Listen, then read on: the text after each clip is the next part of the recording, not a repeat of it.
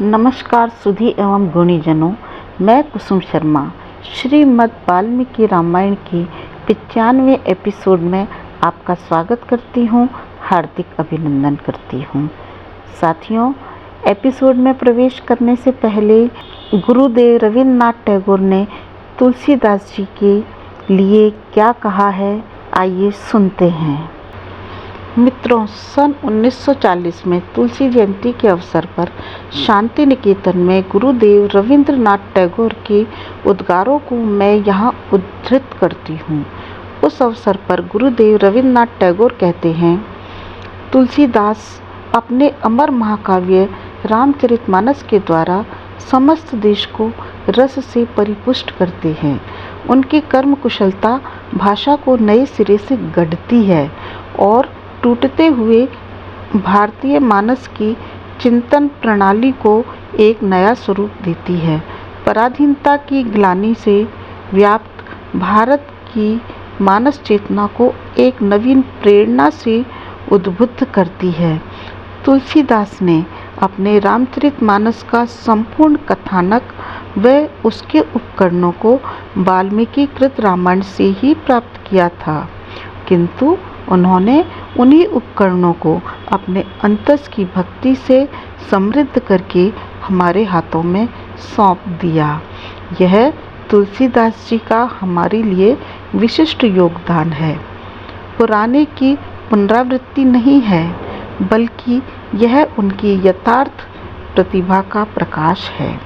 भक्ति के द्वारा जिस व्याख्या से उन्होंने रामायण को अभिनव परिस्थिति प्रदान की, टूटते भारतीय जनमानस को उनकी यह रामचरितमानस एक असाधारण देन है।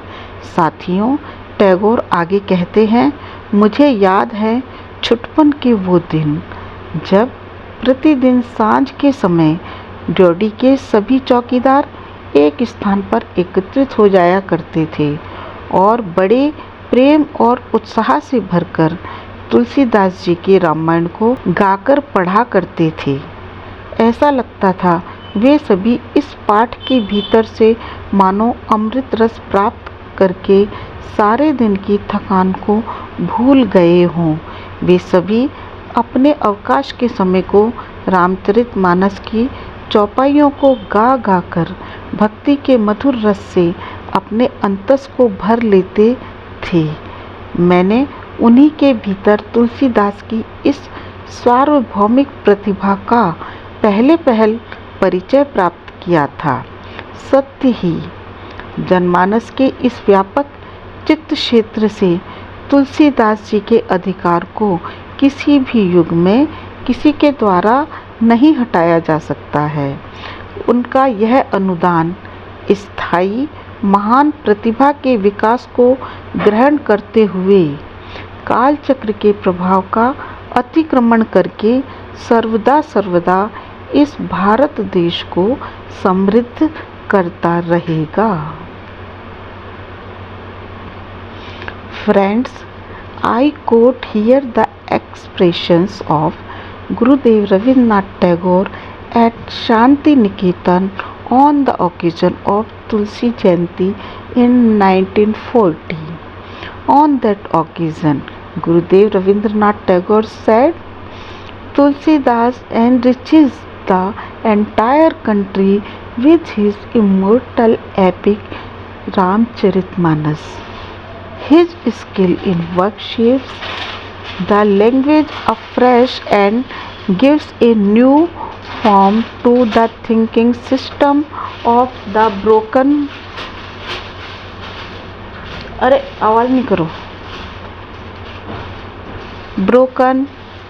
Indian psyche. It arouses the mental consciousness of India, which is filled with the remorse of slavery, with a new inspiration. Tulsidas had obtained the entire story and its tool of his Ramcharitmanas from the Ramayana written by Valmiki, but he enriched those tools with the division but he enriched those tools with the devotion of his heart and handed them over to us. This is a special contribution of Tulsidas ji to us. To us, it is not a repetition of the old, but the light of his real talent, the interpretation through devotion, the interpretation through devotion with which he gave a new situation to the Ramayana. His Ramcharitmanas is an extraordinary gift to the broken Indian psyche. Friends, Tagore further says, I remember those childhood days when every evening all the watchmen of the porch used to assemble at one place and recite Tulsidas ji's Ramayana with great love and enthusiasm. It seemed as if they had forgotten their fatigue of the whole day by getting the nectar of this recitation.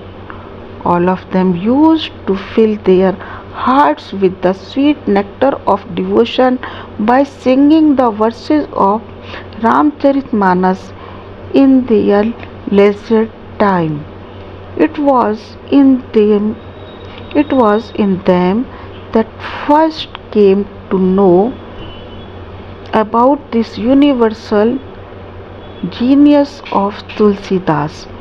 Truly, Tulsidas ji's authority cannot be removed from this wide field of the mind of the pupil by anyone in any era. This gift of his will keep on enriching this country of India forever by transcending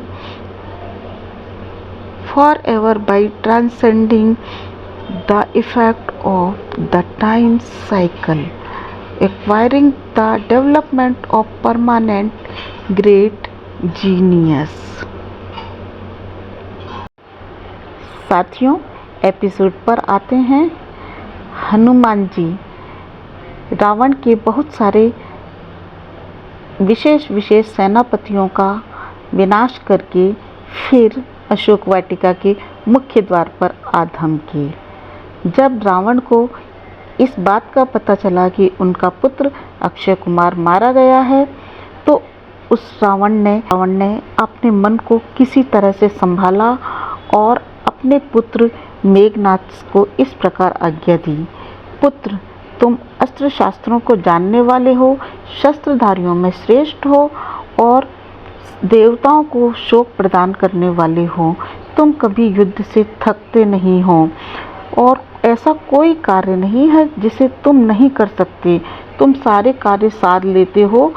तुम पराक्रम में और अस्त्रों के संचालन में मेरे ही समान हो। देखो पुत्र, किंकर नाम के समस्त राक्षस मार डाले गए हैं। जम्बूमाली का भी वध हो गया। मंत्री के 7 पुत्र मार डाले गए और उस वानर ने 5 सेनापतियों को भी मार डाला। हमारी बल वीर से संपन्न सारी सेनाएं नष्ट हो गई हैं और तुम्हारा प्रिय भाई अक्ष कुमार भी मारा गया। अब पुत्र, तुम अपनी शक्ति के अनुसार उद्योग करो। अपनी विशाल सेना का संहार देखते हुए और उस वानर का प्रभाव और पराक्रम देखते हुए अपने बल का विचार कर लो और ऐसा कुछ उपाय करो जिससे मेरी सेना का विनाश रुक जाए। पुत्र वीरवर, तुम्हें अपने साथ सेना नहीं ले जानी चाहिए, क्योंकि सेना या तो भाग जाती है या मारी जाती है। इसलिए तुम स्वयं अकेले ही जाओ और अपने ही समान उसे पराक्रमी समझो और सावधान होकर जाओ और ऐसा पराक्रम दिखाओ कि खाली ना जाए। अपने पिता की राक्षस राज रावण की इस प्रकार बातें सुनकर के वीर मेघनाद ने युद्ध के लिए प्रस्थान किया। पहले उसने अपने पिता और स्वामी रावण की परिक्रमा की। तब सभी ने उसकी भूरी भूरी प्रशंसा की। तब वह इंद्रजीत जैसे पूर्णिमा के चांद को देख करके समुद्र में ज्वार उफन कर बाहर आ जाता है, उसी प्रकार वह इंद्रजीत जोश और उत्साह से भरकर राजमहल से बाहर निकला। और यहाँ पर अशोक वाटिका में तो हनुमान जी जमकर बैठे थे। अशोक वाटिका के मुख्य द्वार पर वो तो प्रतीक्षा कर ही रहे थे कि अब कौन सा महाबली योद्धा मेरे सामने आता है। जब उसने रथ की घड़घड़ाहट सुनी, धनुष की प्रत्यंचा सुनी, तो अत्यंत हर्ष और उत्साह से भर गए। उस समय उन दोनों महावीरों को आमने सामने देख करके नाग, यक्ष, महर्षि और नक्षत्र मंडल में विचरण करने वाले सारे सिद्धगण वहां पर उपस्थित हो गए। आकाश पक्षियों की चहचहाट से भर गया। तब रथ पर सुशोभित देख करके उस मेघनाद को वेग से आता हुआ देख करके हनुमान जी ने बड़े जोर से गर्जना की और अपना शरीर बढ़ाना शुरू किया। तब इंद्रजीत ने बिजली के समान टंकार करने वाली धनुष को खींचा और फिर वे दोनों महावीर, जो कि बराबर पराक्रम से और वेग से संपन्न थे, एक दूसरे से भिड़ गए और दोनों एक दूसरे के वारों को बेकार करने लगे, व्यर्थ करने लगे। इंद्रजीत ने बहुत से वेगशाली बाणों को हनुमान जी पर छोड़ा और वो जैसे ही छोड़ता तो हनुमान जी ऊपर उछल जाते और अपने निशाने को व्यर्थ देख करके और मेघनाद के निशाने को व्यर्थ करते हुए अपने आप को बचा निकलते और फिर सामने आकर खड़े हो जाते और जैसे ही वह बाण चलाता फिर हाथ फैलाकर बात ही बात में उड़ जाते। दोनों ही वीर युद्ध कला में बड़े चतुर थे। समस्त प्राणियों के चित्त को आकर्षित कर रहे थे। दोनों का एक दूसरे से भिड़ जाना बहुत दुस्सह हो रहा था कि कौन जीतेगा कौन नहीं जीतेगा। तब इस प्रकार अपने बाणों के संधान को व्यर्थ देखते हुए इंद्रजीत को बड़ी चिंता हुई। तब वो इस प्रकार विचार करने लगा कि इस वानर को किसी तरह से कैद कर लेना चाहिए, परंतु ये मेरी पकड़ में कैसे आ सकता है। तब उन्होंने ब्रह्मा जी के दिव्य अस्त्र का संधान किया और उस अस्त्र में हनुमान जी को बांध लिया। जब हनुमान जी बंध गए तो निश्चेष्ट होकर पृथ्वी पर गिर पड़े। ब्रह्मा जी के वरदान से उन्हें थोड़ी सी भी पीड़ा का अनुभव नहीं हुआ और मन ही मन इस प्रकार विचार करने लगे कि मुझे तो ब्रह्मा जी का वरदान मिला है, मैं एक ही मुहूर्त में इस बंधन से मुक्त हो सकता हूँ। परंतु लोक गुरु ब्रह्मा जी के प्रभाव से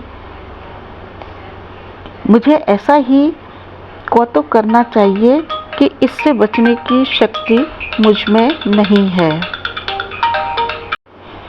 फिर भी हनुमान जी लोक व्यवहार को देख करके इस प्रकार सोचने लगे कि मुझे ऐसा कौतुक करना चाहिए ताकि सबको लगे कि मैं इस ब्रह्मास्त्र से छुटकारा नहीं पा सकता हूँ और मुझे ब्रह्मा जी के सम्मान के लिए ऐसा ही बंधे हुए होने का अनुसरण करना चाहिए। तब उनके मन में यह बात भी आई कि इस अस्त्र से बंध जाने पर मुझे कोई भय नहीं है। ब्रह्मा, इंद्र और वायु देवता तीनों मेरी रक्षा करते हैं। तब हनुमान जी जानबूझ करके निश्चेष्ट हो गए तो सभी शत्रु उनके पास निकट आकर के बलपूर्वक पकड़ने लगे, डांटने लगे, घसीटने लगे। तो हनुमान जी ने ऐसा प्रकट किया मानो उन्हें बहुत कष्ट मिल रहा हो। तब उन्होंने उन्हें दूसरे बलकलों की रस्सी से बांधना शुरू किया।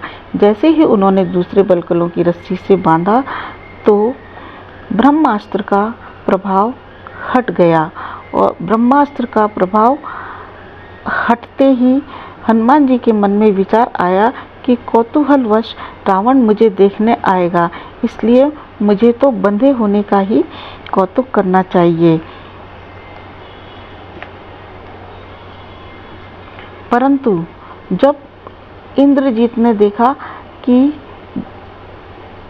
हनुमान जी तो बलकल से बंधे हुए हैं और दिव्य अस्त्र के बंधन से मुक्त हो चुके हैं, तब उसे बड़ा क्रोध आया। उसने मन में सोचा कि इन राक्षसों ने मेरा किया धरा सब चौपट कर दिया। इन्होंने मंत्र की शक्ति पर विचार नहीं किया, और जब ब्रह्मास्त्र एक बार व्यर्थ हो जाता है तो दोबारा इसे प्रयोग में नहीं ला सकते।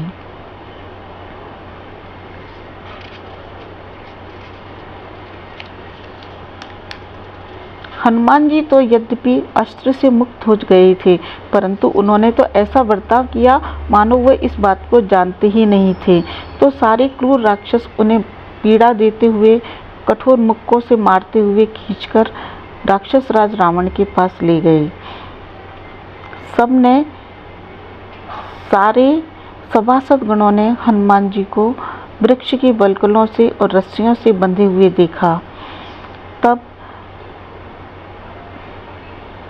मेघनाथ ने वानर शिरोमणि हनुमान जी को राक्षस राज रावण की सेवा तब इंद्रजीत ने वानर शिरोमणि हनुमान जी को राक्षस राज रावण की सेवा में समर्पित कर दिया। उस राक्षस वीर तब उन हनुमान जी को देख करके सारे राक्षस वीर आपस में कहने लगे, ये कौन है, किसका पुत्र है, यह किसका सेवक है, कहाँ से आया है, यहाँ इसका क्या काम है, इसको कौन सहारा देता है।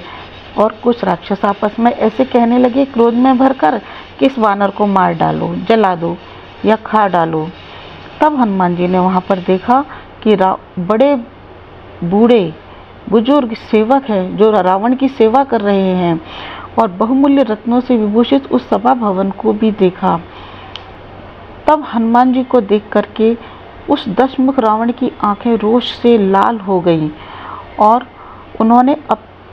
और उस रावण ने अपने मंत्रियों को उसका परिचय पूछने के लिए कहा। तब हनुमान जी ने कहा, मैं वानर राज सुग्रीव के पास से उनका दूत बनकर आया हूँ। मेरा नाम हनुमान है। मैं उन श्री राम जी का सेवक हूँ जिनकी भार्या को तुम चुरा कर ले आए हो। साथियों, श्रीमद् वाल्मीकि रामायण का यह एपिसोड यहाँ पर समाप्त होता है। अपनी वाणी को विराम देती हूँ। आप मेरे साथ बने रहे, इसके लिए आपका बहुत बहुत धन्यवाद। जय श्री राम, जय श्री राम, जय भारत, जय भारत।